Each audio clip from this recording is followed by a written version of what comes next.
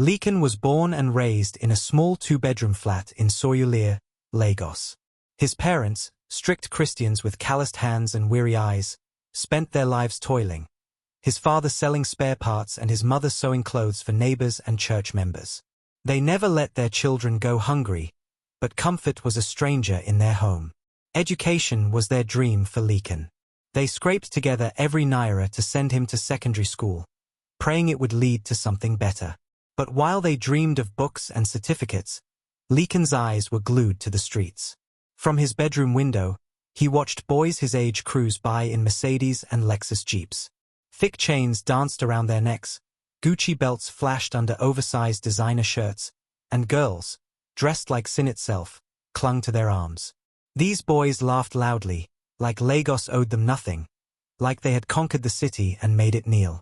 Curious and hungry for answers, Lekan once asked his best friend and classmate, Io, where those boys got their wealth. They are politicians' children or from rich families, Io said, unbothered. Lekan didn't believe him. If that were true, then his own parents had failed him.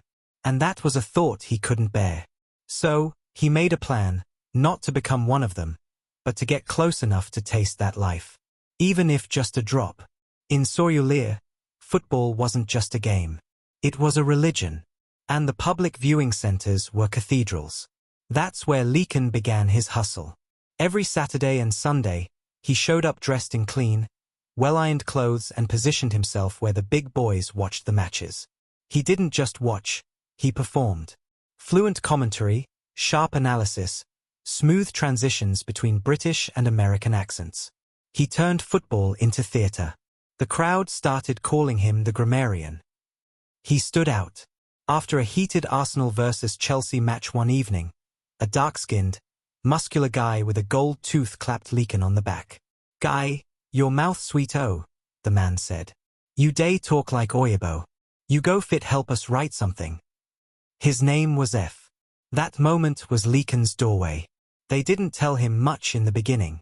Just handed him scripts to polish, emails filled with sob stories, love confessions, fake military identities, and bogus lottery wins. "NA format," F explained. "You just make 'em sound clean and convincing." Lekan did exactly that. And the money started flowing. First, 10,000 naira. Then 50,000 naira. One day, his phone lit up with an alert for 200,000 naira. "Your mouth too clean," F told him. "Your accent day mad. We need you full-time. You go meet our plug soon." That was how Lekan entered the world of Yahoo Yahoo. Within 6 months, Lekan had moved out of his parents' modest flat. He now lived in a serviced apartment with granite floors and 2 humming AC units. He changed phones like shirts. His first big splurge was a gold wristwatch and the latest iPhone. House parties became routine. The music was loud, the whiskey flowed, shisha smoke curled in the air. Girls came in packs, some for his friends, some for him. He didn't care who they came for. What mattered was that in Surulere, Lekan had arrived. Kids in the neighborhood called him chairman. Young boys mimicked his walk, his dress, his accent. Old classmates sent him messages like, "Guy, a big show me road. I day suffer." He had become what he once envied. But behind the music and money, there was something else. Someone else. Agnes. Agnes wasn't like the other girls. She had the kind of beauty that made you forget your problems. Slim waist, smooth dark skin, soft brown eyes, and a voice that sounded like midnight radio. Lekan first noticed her at one of his wild Friday house parties. She wore a white halter dress and didn't dance like the rest. She simply sat by the corner, sipping her drink, quietly observing the room like she was above the chaos. Lekan was instantly smitten. To get her attention, he ordered a bottle of Moet and asked the DJ to play Tiwa Savage's Somebody's Son. It worked. They danced. They drank. They kissed. Within a week, Agnes had moved into his apartment. But it didn't stop there. Lekan became obsessed. He spent millions furnishing her parents' house, air conditioners, velvet chairs, a brand new generator, and a refrigerator that dispensed crushed ice. He bought her father a used Toyota Corolla, even though Lekan still sometimes used Uber. People whispered that Agnes had used jazz on him. Maybe she had. He didn't care. Because when Agnes smiled at him, time paused. Even when he caught her cheating. Even when she said, "I'm done." He still went back. Begged her. Promised not to ask questions again. His friends stopped respecting him. So he drowned himself in distractions. Clubs, random women, prostitutes. Anything to fill the hole Agnes left behind. But it didn't work. That hole remained. And that was before the EFCC came knocking. Lekan's reputation grew like fire on dry Hamatan grass. The once soft-spoken boy from Surulere was now Lekan the Don. Everyone knew him. He never walked, he strolled, flanked by two of the Yahoo boys, a Bluetooth speaker in one hand, designer shades on his face even at night. He no longer waited at bus stops. Io watched in disbelief as Lekan arrived at school in a red Lexus with cream leather seats. When Io asked how he got it, Lekan simply smiled and replied, "I'm helping people overseas find true love." But it wasn't love. It was lies, carefully crafted, grammatically perfect lies. Lekan would pose as widowed British generals, lonely American doctors, or rich Nigerian heiresses in need of company. His formats were smooth, heartfelt, and impossible to detect. Within months, he had 3 accounts pulling in thousands of dollars. And he spent it fast. He bought matching gold chains for his clique. Hosted parties that shook the entire street. Every Friday, Lekan and his boys would rent out an entire lounge. Girls, alcohol, grilled catfish, loud music. They called it Celebration of Hustle. The area boys worshipped him. Grammarian, they would chant as he stepped out. Young boys who once shared puff-puff with him at the junction now studied his every move. "Na this guy get format," they'd whisper. "See as him day blow grammar, day collect dollars." Lekan began mentoring some of them. Not in reading or writing, but in fraud. He would say, "You fit get 2 laptops. One for love format. One for inheritance story. But always speak from the heart. Format no day work if you no day feel 'em." He believed he was doing them a favor. But the gods were watching. By the time Lekan turned 24, he wasn't just spending money, he was leaking it. Every night became an event. Every weekend, a festival. The drinks flowed like oil, the smoke thick as secrets, and the laughter loud enough to drown his guilt. He became addicted, not just to money, but to the attention, to the noise, to the illusion of being untouchable. His new friends were older boys from Lekki Phase 1. They ran Telegram groups filled with dark web tricks, VPN routes, and guaranteed cash-out formats. Lekan soaked it all in. His former care for strategy and finesse vanished. Now it was all about scale and speed. "You 2-day rush," Io warned him during a surprise visit from school. "All this shine go dull one day." But Lekan waved him off. "I day build empire. Bro na now we go hammer." At one of his parties, he blew over 5 million naira in a single night. Moet, Ozul, grilled turkey, dancers from a mainland club, and even a DJ from Ghana. His name trended briefly on Snapchat among Lagos party circles. But the cracks were showing. His emails became sloppy. He began repeating lines. One American woman flagged his messages, and the payment gateway he used shut down. He brushed it off. "Small glitch," he told his crew. But even his crew noticed. "Guy," Labai said one day, pulling him aside, "you day slip." Lekan looked at him, eyes bloodshot from too much weed and too little sleep. "Abeg, if you no day here to vibe, comet." That night, someone posted a cryptic tweet. "The louder the party, the closer the fall. Just ask Surulere's chairman." Lekan laughed when he saw it. But deep down, a chill ran through his spine. Something in the shadows was watching. Waiting. It happened slowly at first. A declined transaction here. A bounced wire transfer there. Lekan chalked it up to bad luck, server errors, or jealous juju. But deep down, he knew what was coming. The formats weren't hitting like before. Victims were getting smarter. Banks were tightening controls. Even his trusted offshore mule account in Estonia had been flagged. His crew grew restless. We need new angles, Labai said. Or new leadership, someone else whispered when they thought Lekan wasn't listening. The house that once pulsed with music now echoed with silence. Fewer guests came. The drinks got cheaper. The girls started choosing other boys. And then, Agnes happened. Again. She had been quiet for weeks, barely picking Lekan's calls. He blamed it on stress. On Lagos traffic. On network issues. But one Friday night, he followed her. She told him she was going to visit her cousin. She lied. He saw her walk into a hotel in Anthony Village, with Sei. Yes, that Sei. The smooth-talking Yahoo boy who once slept on Lekan's couch, learned from Lekan's playbook, and now drove a white G-Wagon. Lekan waited. 3 hours. Then watched them walk out, laughing, their fingers intertwined like lovers on honeymoon. He didn't fight. Didn't scream. He simply walked away, hands clenched in his jacket, head bowed against the wind. That night, he didn't go home. He slept in his car, parked under the 3rd Mainland Bridge. Rain tapped the roof like a funeral dirge. By morning, his phone had 48 missed calls. LB. F. His mom. He ignored them all. The music had stopped. And all that remained was the silence. Something inside Lekan cracked that weekend. He didn't just stop taking calls. He smashed his second phone against the dashboard. He didn't just skip meetings. He ghosted them entirely. Days passed in a haze of alcohol, loud music, and blank stares at the ceiling. The boy who once polished every message like poetry now slurred his way through voice notes. He stopped checking his inbox. He stopped caring about grammar.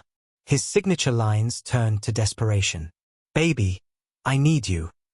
My daughter is sick. Please help me, even if it's small. Even his victims sensed it. One Canadian woman he had been scamming for weeks responded with a chilling email. You don't even sound like him anymore. Who are you? He stared at the screen until the text blurred. Then he shut the laptop, opened a bottle of gin, and drank until the room spun. One night, high and heartbroken, he drove from Surulere to Lekan with no shoes on. He stopped in front of a club, stumbled out of his car, and yelled into the night. Who wan test me? I be Lekan, chairman of this game. A bouncer shoved him. He fell. Laughed. Cried. Got up and laughed again. The video surfaced on TikTok the next day. Former Yahoo boy breaks down in front of Club 57. Thousands of views. Dozens of comments. Some mocking. Some mourning. That was when EFCC started watching. They had heard whispers. A former prodigy now spiraling. A broken boy with a history worth investigating. They didn't come immediately. They let him bleed first. Let the walls close in. Let the streets forget him. And then, they knocked. It was a rainy Tuesday in Surulere. The kind of rain that fell like judgment. Thick, steady, without mercy. The sky was bruised purple. Thunder rumbling like ancestral warnings no one had time to heed. Inside Lekan's apartment, the air was stale with the scent of cigarette ash and regret. Empty bottles lined the table. A forgotten pot of noodles clung to the stove, cold and rubbery. Lekan lay shirtless on the sofa, laptop open on his chest, mid-message to a supposed widow in Finland. His eyelids were heavy from a long night of nothingness. Then, boom! The front door didn't creak. It exploded off its hinges. A flood of red jackets poured in, shouting commands. EFCC. Nobody move. Lekan shot up, dazed and barefoot, eyes wide and wild. What is? He didn't finish the sentence. A boot pressed his chest flat against the floor. Cold metal clicked against his wrists. Handcuffs. 2 agents yanked him up like a rag doll. His hands trembled. The cuffs bit into his skin. His heart thundered in his ears. The laptop fell with a hollow thud. One of the agents grabbed it, opened a folder marked formats, and sighed. Too easy, he muttered. Lekan struggled. I fit explain. Wait, please. But no one was listening. Neighbors had gathered. Faces peeked from windows, some filming. One boy whispered, "N.A. the chairman. DEM catch 'em." The hallway echoed with footsteps and shame. "Please, let me wear something. Please," Lekan begged, wearing only boxers. A silent nod. One agent allowed him to grab a torn white shirt from the couch. It did nothing to restore his dignity. Outside, rain poured down. The black Hilux waited, engine humming like a growling dog. They shoved him in the back seat. One agent stayed beside him, silent, eyes hidden behind dark glasses. As the vehicle pulled away, Lekan caught his reflection in the rearview mirror. Wet hair, bloodshot eyes, broken pride. He looked nothing like the boy who once ruled the streets of Surulere. Nothing like the grammarian. Just another fallen dream in cuffs. Behind him, the red X spray-painted on his door bled under the rain. And in front of him, prison awaited. Prison was not just a cage of bricks and bars. It was a different world. One ruled not by time, but by fear, hunger, and silence. Lekan learned that fast. The cells were packed with bodies, some too thin, others too wild. Roaches danced along the edges of cracked floors. The air smelled of sweat, kerosene, and lost hope. He met men who had murdered for less than the price of his wristwatch. Men who hadn't seen the outside world in 15 years. There were no fake British accents here. No Wi-Fi. No Moet. Only survival. The prison president, a bald, wide-shouldered man with one blind eye, took special interest in Lekan. "Grammar boy," he called him. "You sabai book, ABI? You go push my car." At first, Lekan thought it was a joke. But the car was a poorly drawn sedan on the cracked wall of cell block C. Each morning, the president made Lekan stand in front of the wall, palms flat, and mimic pushing it. "Push 'em well. Engine no start yet," the inmates mocked. It was a ritual, a humiliation, a reminder that outside, Lekan was a king. Here, he was just another fool. Agnes visited twice. The first time, she brought food. The second, she brought silence. She sat across the table and stared at him like a stranger. "I can't do this," she said. "Please," Lekan begged. "I'm not your wife. I'm not even your girlfriend anymore." She left. Never came back. By the 6th month, prison had become routine. Lekan no longer flinched at the clang of the cell gate. He no longer bothered to count the rats that scurried through the gutters at night or wonder what kind of meat was in the soup. He had learned the rhythm of survival, when to speak, when to shrink, and when to pray. Then one muggy afternoon, they came for him. 2 plainclothes men in worn blazers, escorted by an officer with a smirk too familiar. "Lekan Oluwole," one of them said, flipping open a badge. "Come with us." They led him to a small interrogation room away from the cells. The air conditioner buzzed half-working. A plastic table sat between them, a file already open. The older man leaned forward. "We've been watching you." Lekan stayed silent, eyes scanning the table. "We know you weren't just a foot soldier. You wrote for cartels, cleaned their formats, structured their syndicates." The second man slid a photograph across the table, a screen capture of Lekan's old telegram messages, discussing mule accounts and email funnels. Another showed receipts from Western Union, all tied to fake names. "But we also know you're smart," the older agent said. "Which is why we're giving you a choice." Lekan raised an eyebrow, heartbeat ticking like a metronome. "You help us." A pause. "You identify active boys, decode formats, tip us off on big cash-outs, and we'll shorten your sentence. You'll walk in months, not years, and no one will know you're working for us." Lekan scoffed. "You want me to be a snitch?" "Call it justice," the younger agent said, shrugging. A storm of shame, pride, and fear swirled inside Lekan. He remembered Say laughing with Agnes. Labai abandoning him. His mother's voice shaking on the prison call. His father's silence. "What if they find out?" "They won't," the agent said coldly. "Unless you tell them." He looked at the file again. Then at the steel door. He hated them. But he hated being forgotten even more. "I want the deal in writing," he said quietly. The men exchanged a glance. The older one smiled. "You're smarter than we thought." Freedom didn't feel like freedom. When the prison gates opened, Lekan expected the sun to greet him like an old friend. Instead, it blinked through the dusty clouds, disinterested. The city's noise crashed into him like a wave. Okadas weaving, bus conductors shouting, megaphones screaming sermons into the wind.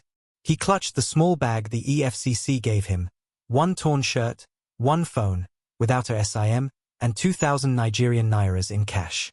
No one waited for him outside. No welcome. No hug. No Agnes. No mother. He stood for a moment at the gate, unsure where to go, then began walking, not to anywhere in particular. Just forward. Surulere was still there, but it wasn't the same. The viewing center where he once ran commentary was now a laundry shop. The Okada boys who used to chant chairman barely looked up. Even his old compound had a new gate, freshly painted, with a different family living inside. He passed by the old transformer pole where he and Io used to hang out, dreaming of making it big. Io was gone now, somewhere in Canada, chasing real dreams, not digital scams. He saw graffiti on the wall across from the pharmacy. Greed builds mansions with paper doors. He paused, staring. Was it about him? It felt like it. Later that evening, he walked down the familiar alley that led to Agnes' family house, his old stomping ground. The house was repainted, newer windows. In the front yard, a child played with a deflated ball. Agnes appeared at the doorway, belly round with pregnancy, her eyes shadowed with something not quite regret, more like indifference. Lekan stood across the road, watching. She looked up, saw him. Their eyes locked. She didn't smile. She didn't wave. She just turned and closed the door. No drama. No words. Just finality. Lekan swallowed hard and turned back toward the road. A boy selling puff-puff offered him a piece. He declined, his appetite gone. That night, he rented a single room in Mushin. No mattress. No curtain. Just a naked bulb and silence thick enough to chew. He lay on the cold tiled floor, eyes wide open, listening to the city buzz beyond the window. The city had moved on, but his ghosts were still walking. The EFCC handler said they'd be in touch soon. He knew what that meant. Lekan lived quietly now. He woke early, ironed his shirt, and taught English at a small learning center tucked between two hair salons in Okodo. The students respected him, soft-spoken, neat, patient. They didn't know his past. To them, he was just Mr. Lekan. But at night, he became something else. A shadow. He walked the streets of Surulere, Ikeja, even Oja, blending in, watching. Lounges, cafes, betting shops. Anywhere the boys gathered. He knew the signs, fresh tattoos, foreign sneakers, the way they whispered drop-day land with a smile. Sometimes he sat beside them. Sometimes he listened from 2 tables away. Then, in the stillness of midnight, he'd file encrypted reports to his EFCC handler, using names, account details, telegram IDs. They never responded with words. Just short acknowledgements. Received. Investigating. Confirmed. His phone, always a burner, never rang. He had become the perfect informant. One night, at a lounge in Yaba, he overheard a loud boy bragging. I just clean 40,000 from Canada. One babe send 'em like Mew Mew. I day chop life. The voice was familiar. Too familiar. Lekan turned slightly and froze. It was one of his former mentees, Dotun. A boy he once told, the power NA for your mouth. Sell the dream like gospel. Now Dotun was driving a Benz. Lekan slipped into the restroom, locked the door, and took a long breath. Then he typed the report. Subject, Dotun Adetala. Active romance fraud targeting Canadian nationals. Uses alias Ken Louis. Plate number, EKY 743GK. Location, Yaba Lounge. He pressed send. No hesitation. When he stepped out, Dotun was still laughing, surrounded by friends. Lekan walked past him unnoticed. Invisible. Forgettable. Exactly what he needed to be. Sometimes he stood by his window at night and stared at the dark sky, asking himself, is this redemption or revenge? There was no answer, only silence, and the occasional ping of his phone confirming yet another takedown. Peace came in unfamiliar packaging. Not in a new car or a fat bank account, but in silence, soft, persistent, undeserved. Lekan's life had shrunk into something simple now. No loud music. No parties. No girls whispering in his ears. Just routines. Wake up. Pray. Teach. Watch. Write reports. Sleep. Some nights, he still dreamed of prison walls. Other nights, of Agnes and Say, of rain on corrugated rooftops and the taste of Moet he could no longer afford. But every morning, he woke up and kept going. He never touched another format. Never wrote another lie.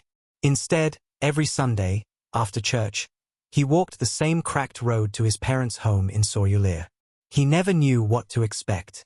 Sometimes they welcomed him. Sometimes the door stayed shut.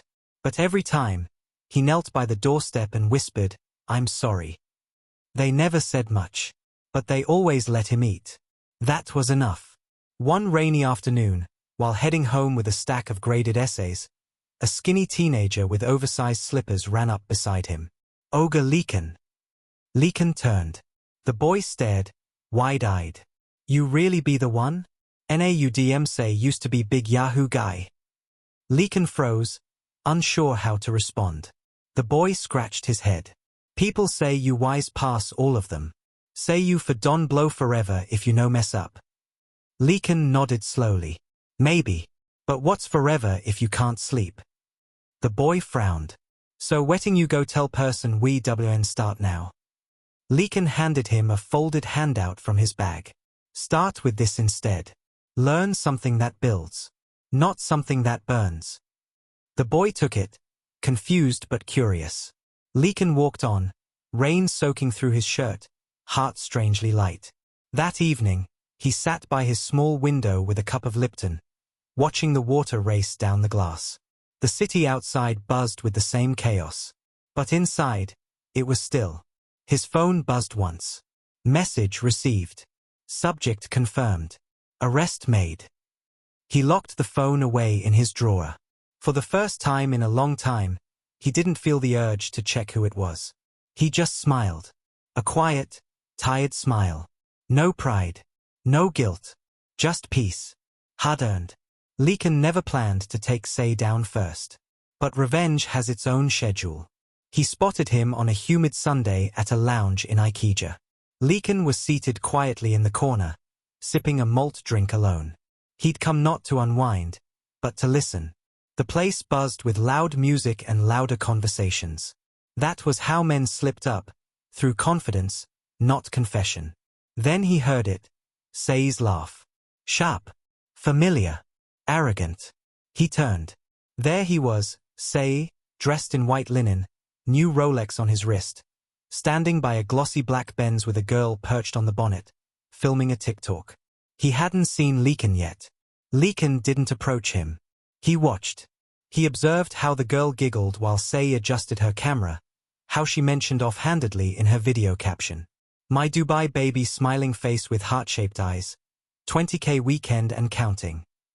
Later that night, Lekan checked her Instagram. Public account. Sloppy hashtags. Even tagged the business page at chinonso.ventures.ing. It was the same account Say had used back in the day to clean funds. Nothing had changed. Except now, Lekan was the one pulling the strings. He dug further. A friend of a friend in telecoms helped him confirm the number tied to Chinonso Ventures was still active. The business account had received multiple international transfers in the last month. Flagged, but not yet blocked. It was enough. At 1:43 a.m., Lekan submitted his report. Subject: Say Ogunli. Alias confirmed through secondary source at chinonso.ventures.ing. Vehicle: black Mercedes-Benz, no plate shield. Suspected recent inflow: $20,000 plus via love scam route, based on verified social media activity. Location: lounge off Allen Avenue, Ikeja. Recommend pickup within 48 hours before movement to Dubai. He stared at the send button. Then tapped it. 2 days later, the news dropped on Twitter. EFCC arrests Yahoo suspect tied to romance fraud ring operating in Lagos and Dubai. There was a grainy photo of Say being led into a van, hoodie over his head, face buried in his hands. Lekan saw it while stirring his Lipton. He didn't celebrate, didn't gloat, but deep inside, something exhaled. Not victory, not closure, just balance. Lekan never imagined he'd become the thing he used to fear, the ghost with a clipboard, watching from the shadows, writing names instead of formats. He operated like a spectre now. During the day, he was still Mr. Lekan the tutor. Buttoned shirt, quiet smile, guiding teenagers through punctuation and passive voice. But at night, he slipped into bars, lounges, betting halls, and cafes, anywhere the new school of Yahoo boys gathered. He didn't speak much. He didn't need to. He had trained some of them years ago. Now they talked around him, never realizing the man sipping malt at the next table was listening with surgical precision. One night, in a cafe on Admiralty Way, Lekan sat 2 stools down from 2 boys barely out of their teens. They bragged about a granny format that had snagged them a retired widow in Manchester. One of them laughed as he showed a chat screenshot. Lekan glanced once. That was enough. He memorized the Instagram handle they mentioned. Later that night, he traced the digital footprint, tracked their wallets, their PayPal aliases, even matched up a burner phone number to a contact he'd seen once in an EFCC database. It wasn't just gathering intel anymore. It was surgical warfare. When he filed the report, his handler sent back a rare message. Excellent. Keep going. The 200,000 Nigerian Naira's bonus hit his burner account 2 days later. Lekan stared at the alert for a long time. He didn't spend it, didn't touch it, didn't even smile. Instead, he wrote the names of the 2 boys in his notebook and circled them twice. At night, he found it harder to sleep. He told himself he was doing it to protect others, to atone, to clean up a mess he helped spread across the continent. But sometimes, deep in the quiet, he wondered, was he saving people, or just taking revenge on the world that forgot him? He dreamed of Agnes some nights, of Io, of what his life might have been if he had taken the long road instead of the fast lane. And then, just before dawn, the next name would come. And he'd write it down. One more name, one more takedown, one more whisper into the machine. At first, it was just a whisper. In a cyber cafe off Ojalegba, a boy hunched over a laptop muttered to his friend, EFCC don day get update too fast. How diem day know? Then another, at a betting shop near Ohota, asked aloud, Una no day notice say boys day vanish anyhow these days? Na who day leak our drop? The paranoia grew like fungus, quiet, creeping, spreading in the dark corners of Lagos. Lekan heard it too. He was sitting in a barber's shop when someone joked, DM say informant day among us. One of us day clean mouth with EFCC. Everyone laughed. But Lekan didn't. His stomach tightened. That night, he got a call. F. The same F who once clapped him on the back and handed him his first format. His voice on the phone was colder now, slower, calculated. Guy, how far? I day, Lekan replied, careful. F chuckled, but there was no humor. You sure say you know no wedding day happen? Boys' day disappear anyhow. Federal Boys' Day show up like magicians. It no be ordinary. Lekan kept his tone flat. Maybe EFCC just upgrade. NA their software we day track all these IPs now. A long pause. Then, you day pray, ABI? F asked. Lekan blinked. Why? Because if DM catch the rat, no go be slaps DM go use. He ended the call. Lekan stood still in the middle of his room, phone still pressed to his ear even after the line went dead. His palms were sweating. They were suspecting someone. And it was only a matter of time before they narrowed it down. That night, he didn't file any reports. He didn't go out. He sat by his window with the lights off, staring at the street below, watching the silhouettes pass like shadows from a former life. In the distance, thunder rumbled. Somewhere in Lagos, someone was connecting the dots. And one of those dots was him. They wanted a bigger name. The EFCC handler's message came through on a secure line. We're done with small fish. We need Shadow. Shadow. A ghost in Lagos and Dubai. A cartel-level fraud lord who operated in silence. No photos. No known addresses. No direct digital trace. But Lekan had heard of him back in his Yahoo days. The man who never touched a keyboard, only pulled strings. Getting close to him would be a death sentence. Which made it irresistible. Lekan remembered a name. Tunji, Shadow's younger cousin. A skinny, loud-mouthed boy who used to sneak into Lekan's parties in the golden days. Lekan still had his number, buried in an old contact list under the alias Small Plug. He sent a casual message. Omo I day plan a new UK royal format. I hear say Unicide day move 'em mad. Fit pitch. No response. 3 days passed. Then, a reply. Call this line. 8 p.m. clean your chat after. Followed by a Dubai number. At exactly 8 p.m., Lekan sat in his darkened room, burner phone in hand, heart pounding. He dialed. The call connected. No hello. Just silence. Then a voice, modulated, cold, mechanical. Who are you? Lekan cleared his throat. N.A. Lekan. They used to call me the grammarian. Another pause. I've heard of you. Speak. He pitched it clean and tight, a royalty scam using forged UK inheritance documents, ghost estates, and legal-sounding names. He left enough vague gaps to bait curiosity. Send the draft, the voice replied. Use the Dropbox link Tunji will send you. Then, it hung up. Lekan sat frozen, the weight of what he had just triggered pressing down on his chest. He didn't sleep that night. The next morning, he sent the fake draft to the link, and copied the file to his EFCC handler through a backdoor system. 24 hours later, his handler replied. Great work. Operation mobilizing. Keep a low profile. But it was already too late.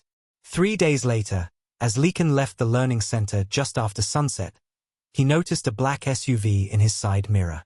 No plate number. Just tinted glass. It didn't move. Until he did. When he crossed the street, it rolled forward, slow, patient. That night, he came home to find a red X painted on his front door. He froze. In the streets of Lagos, that wasn't art. It was a warning. You're being watched. He didn't sleep. He kept the kitchen light off and sat with a knife beside him. Every car horn outside made him flinch. Every footstep in the corridor made his pulse spike. By morning, he had packed a single bag. The EFCC's reply was short. We'll move you. Lay low. They relocated him to a crumbling motel in Age under an alias. 1 bed. No Wi-Fi. No cameras. Just isolation. Lekan lay on the mattress, staring at the cracked ceiling, drenched in sweat. He had reached too far. Shadow knew. And now, he wasn't just an informant. He was a target. The motel smelled of sweat, old paint, and secrets. For 3 days, Lekan barely left the room. The EFCC officer assigned to monitor him only came at night, wearing plain clothes and dark sunglasses, always quiet, always watching. Food was left in plastic bags. His burner phone rang only once a day. He was safe. Technically. But the air around him felt poisoned. Then came the 4th night. A loud knock at the door. 3 sharp raps. Lekan froze. The pattern didn't match the officer's usual signal. He didn't move. Didn't breathe. Minutes passed. Silence. When he finally worked up the courage to peek through the broken curtain, the corridor was empty. But the door across his hallway had been spray-painted. A crude red mark that dripped like a wound. It wasn't random. It was a message. He didn't sleep that night. Didn't eat the next day. The EFCC handler said nothing when he came. Just handed him a brown envelope and said, "Move again." This time to a quiet corner near the lagoon, where even the air seemed tired of carrying sound. But on the sixth day, the message came. Not a phone call. Not a text. Blood. Smeared across the motel corridor wall in looping, shaky strokes were the words. We know. Rat. Lekan stumbled back, breath catching in his throat. The paint hadn't even dried. It was fresh. Someone had been here. Up close. Watching. The EFCC handler arrived 20 minutes later and cursed under his breath. We're pulling you. You're burned. Where to? Out of Lagos. They packed him into an unmarked car. He left with nothing, no phone, no clothes, no contact with the world he once ruled. Just a whisper of paranoia following him like a shadow. This time, they placed him in a government-safe house somewhere near Badagry, cut off from everything. He sat on the edge of a rusted bed frame, listening to rain pound the tin roof. For the first time since prison, he felt something close to fear. Not fear of death, but fear of becoming a ghost no one would mourn. He reached for the notebook he'd been keeping, his records, his reflections, his regrets, and wrote just 5 words on a clean page. Shadow knows. I am next. Then he closed the book and sat still, waiting. The safe house was a lie. It wasn't a house. It was a room. A windowless concrete cell with a single bed, a tin table, and a flickering bulb that hummed like an angry insect. There was no clock, no calendar, no signal. Time lost shape. The silence didn't comfort Lekan. It accused him. He stared at the walls for hours. Tried reading. Tried journaling. Tried praying. But the silence always returned, louder than sound. He hadn't spoken to anyone in 3 days. Even the EFCC contact only dropped off food now, never entering the room. Lekan felt like a prisoner again. Only this time, no one admitted it. One night, during a thunderstorm, he opened the envelope they had handed him before the transfer. Inside were profiles, photos, names, locations, young boys, some just teenagers, bright-eyed, cocky, like he once was. A sticky note at the top said, Review. Identify any faces. Send notes when safe. He stared at the faces for a long time, then flipped them all over and slid them under the bed. That night, he dreamt of fire, a lounge burning, laughter echoing inside, and Shadow, faceless and calm, standing in the flames. When he woke up, sweat poured from his skin like guilt. He rose slowly and poured water over his head from a plastic bucket. The water hit like ice, but it didn't wake him up. It just reminded him he was still alive. He opened his journal again. This time, he didn't write names or tactics. He wrote a question. Can a man still change after burning the bridge back to himself? Then he underlined it. Twice. Lekan had been staring at the ceiling for hours when the boredom finally got to him. No signal. No books. Just him and his thoughts, pacing circles in a room that didn't want him. Out of habit, or maybe curiosity, he dug into the plastic bag under his bed. Inside was a Ziploc containing an old SIM card he hadn't touched since his arrest. His original number. He slid it into the burner phone. No reason. Just something to do. The phone rebooted. And then, a buzz. Followed by a message. Back in Lagos. Let's talk. Ayo. Sent 3 weeks ago. Delivered just now. Lekan stared at the screen like it had spoken out loud. Ayo. The only friend who ever warned him. The only one who walked away clean. He hadn't replied yet when the second message came. Buka ing bagada. 2 p.m. no noise. Lekan looked at the time. 1:12 p.m. He didn't know why his fingers moved. Why his legs started dressing. Why his mind, even through the fear, whispered, Go! But by 1:50 p.m., he was seated on a wooden bench at the back of a quiet roadside canteen. No security, no handler, just a cap pulled low and hands tucked in his lap. At 2:03 p.m., Ayo arrived. Taller now. Fuller. Wiser. The kind of face that had seen both pain and perspective. They didn't hug. Just a nod. They ate in silence for several minutes. Amala, Oguf, and cold water. No one said Lekan's name. No one said EFCC, but the tension sat between them like an uninvited third guest. Finally, Io broke the silence. I heard. Lekan didn't look up. What part? Enough. Another pause. Io leaned forward. I came back to start something. Youth tech literacy. Training kids on real skills, graphic design, front-end, cybersecurity. Real work.